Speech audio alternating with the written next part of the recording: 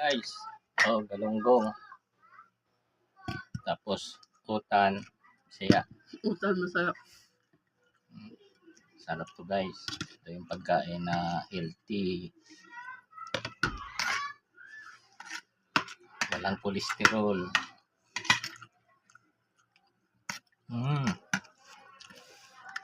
Yung kumakain lang maraming kolesterol. Ba?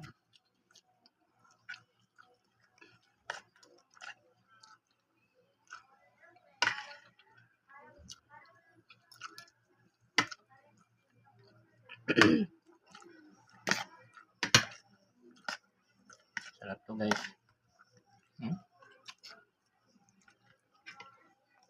Sarap nga, sira diet. Kain tayo.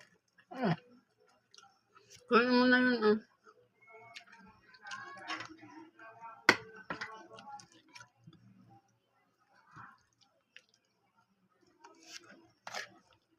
Utan, saya. Pero pinapagtataka ko guys. Tinatawag tong utan Bisaya. Hindi naman marunong magbinisaya. Ba yan?